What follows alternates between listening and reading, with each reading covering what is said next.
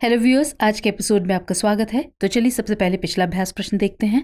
सवाल था, निम्नलिखित में से कौन सा देश हॉर्न ऑफ अफ्रीका क्षेत्र का हिस्सा नहीं है? विकल्प थे जिबूती, इरिट्रिया, इथियोपिया या फिर मोजाम्बिक। तो इसका सही जवाब था ऑप्शन डी, मोजाम्बिक। हाल ही में कई विशेषज्ञों ने सूडान संकट के हॉर्न ऑफ अफ्रीका क्षेत्र में फैलने की चिंता व्यक्त की है। आपको बता दें कि हॉर्न ऑफ अफ्रीका पूर्वी अफ्रीका का एक प्रायद्वीप है। इसे पूर्वोत्तर अफ्रीका और कभी कभी सोमाली प्रायद्वीप कहा जाता है। हॉर्न ऑफ अफ्रीका में जिबूती, इथियोपिया, इरिट्रिया और सोमालिया शामिल हैं, जबकि मोजाम्बिक हॉर्न ऑफ अफ्रीका का हिस्सा नहीं है, इसलिए विकल्प डी सही है। कुछ विद्वान सूडान और केनिया को भी इस क्षेत्र में शामिल करते हैं।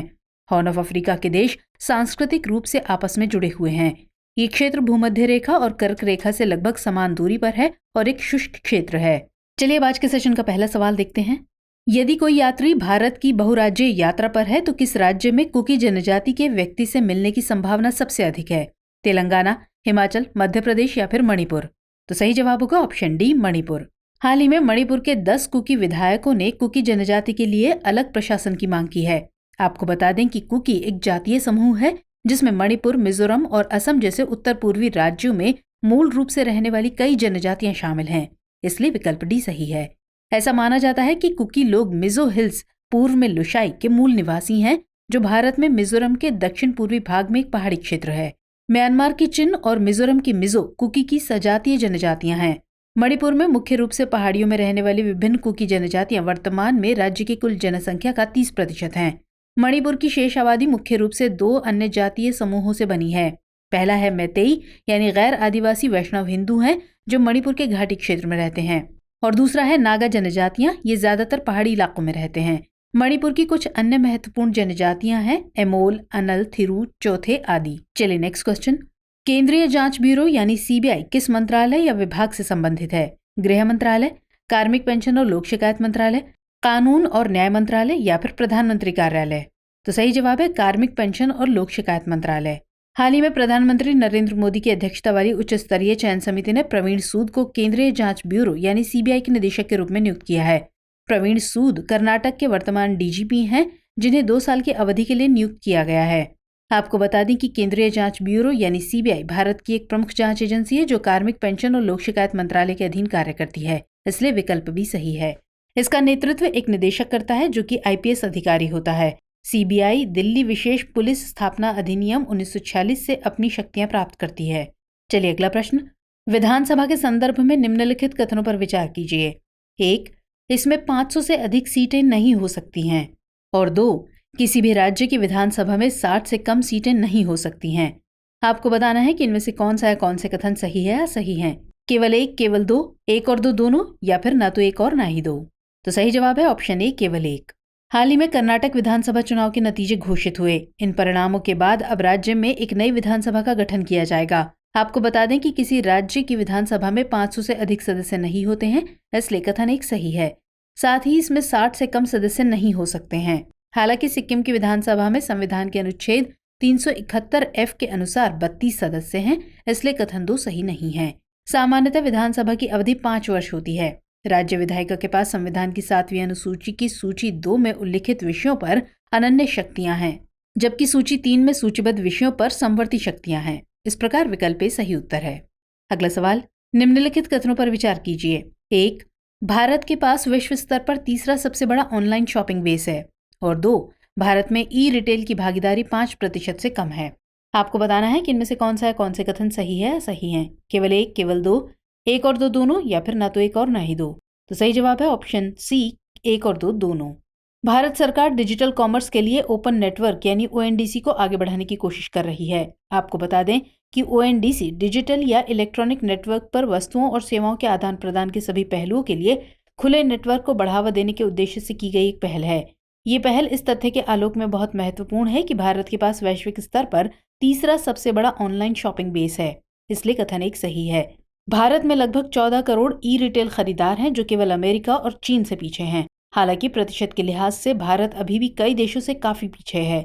भारत में ई रिटेल की भागीदारी केवल 4.6% है, जो चीन यानी 25% से काफी कम है, इसलिए कथन 2 भी सही है। तो इस तरह विकल्प सी सही उत्तर है। Next question. निम्नलिखित में से कौन सा रंग संयोजन भारतीय मौसम विज्ञान विभाग द्वारा उपयोग की जाने वाली कलर कोडित चेतावनी प्रणाली को सही ढंग से दर्शाता है? ए हरा पीला नीला लाल, बी हरा पीला नीला गुलाबी, सी बैंगनी नारंगी लाल गुलाबी या फिर डी हरा पीला नारंगी लाल। तो इसका सही जवाब है ऑप्शन डी हरा पीला नारंगी लाल। हाल ही में चक्रवात मोका बांग्लादेश म्यांमार के तटों से टकराया। आपको बता दें कि चक्रवातों के आने से पहले ही विश्व मौसम विज्ञान संगठन द्वारा चेतावनी जारी की जाती है। हालांकि चक्रवातों के बारे में चेतावनी और जानकारी के लिए भारत मौसम विज्ञान विभाग यानी IMD की अपनी कलर कोडिंग प्रणाली मौजूद है। IMD द्वारा कलर कोड का उपयोग स्थिति की तीव्रता और उससे जुड़ी चेतावनी को दर्शाने के लिए किया जाता है। ये 4 कलर कोड के साथ दर्शाया जाता है, अर्थात हरा, पीला, नारंगी और लाल।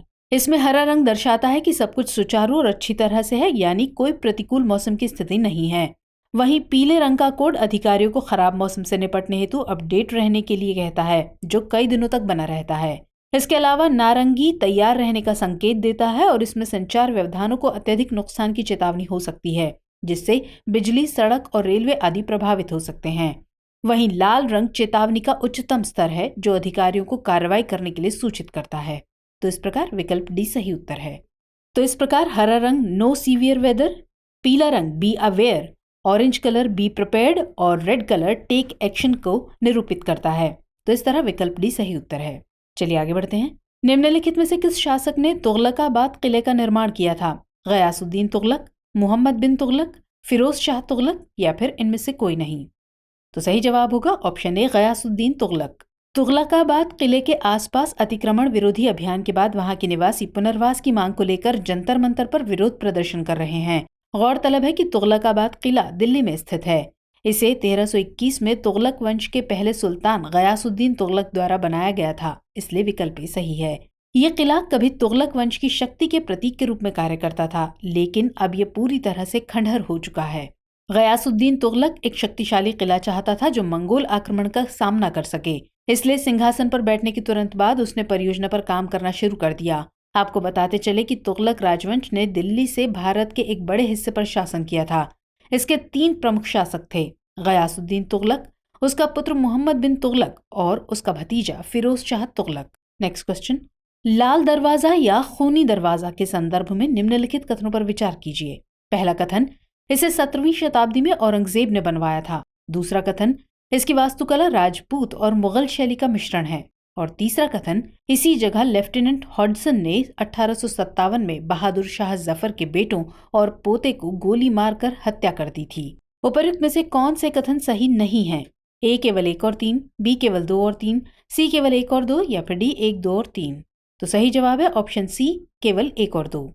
हाल ही में 1857 के विद्रोह की वर्षगांठ मनाई गई। दिल्ली का खूनी दरवाजा 1857 के विद्रोह का प्रमुख गवाह रहा है।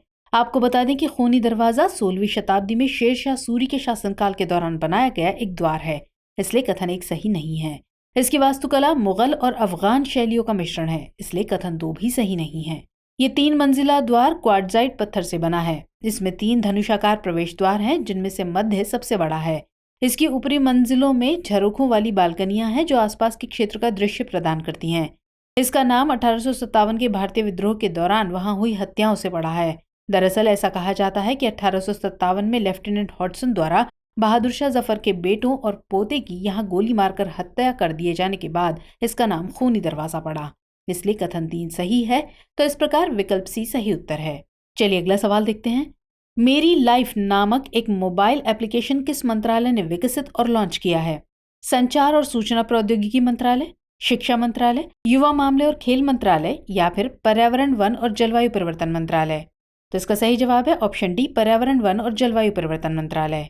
हाल ही में पर्यावरण, वन और जलवायु परिवर्तन मंत्री भूपेंद्र यादव ने मेरी लाइफ नामक एक मोबाइल एप्लीकेशन लॉन्च किया, इसलिए विकल्प डी सही है। ये ऐप COP26 में प्रधानमंत्री द्वारा परिकल्पित LIFE लाइफ की अवधारणा से प्रेरित है।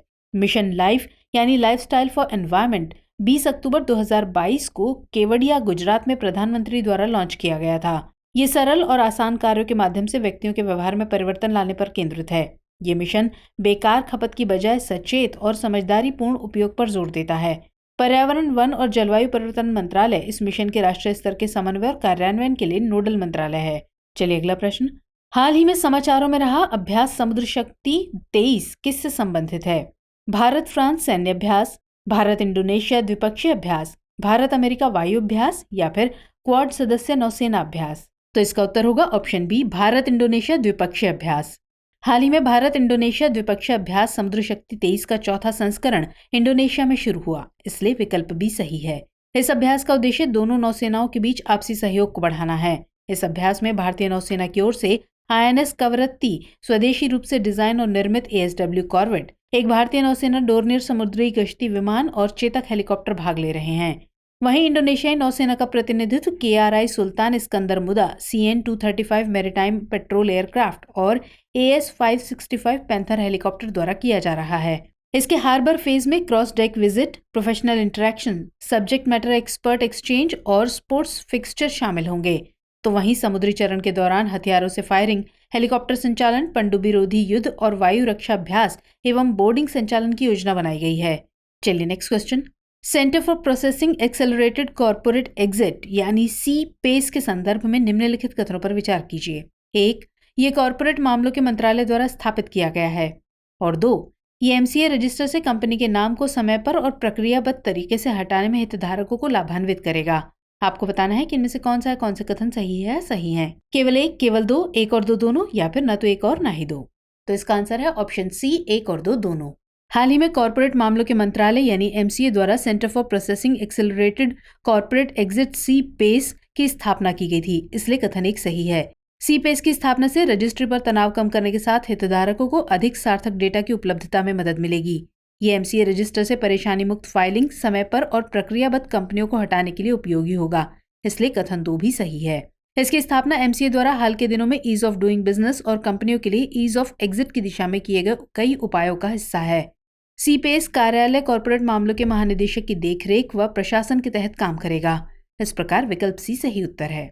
चलिए अब नोट कर लीजिए आज का अभ्यास प्रश्न। विश्व प्रवासी पक्षी दिवस 2023 के संबंध में निम्नलिखित कथनों पर विचार कीजिए। पहला कथन, यह हर साल 12 मई को मनाया जाता है। और दूसरा कथन, इस वर्ष की थीम जल और प्रवासी पक्षियों के लिए इसका महत्व है। आपको बताना है कि इनमें से कौन से कथन सही है या सही है। A केवल 1, B केवल 2, C 1 और 2 दोनों, या फिर D न तो 1 और ना ही 2। तो व्यूअर्स, आज के एपिसोड में इतना ही, लेकिन जाने से पहले इस सवाल का जवाब और अपने फीडबैक कमेंट सेक्शन में देना मत भूलिएगा। मुलाकात होगी अगले एपिसोड में, तब तक के लिए जय हिंद।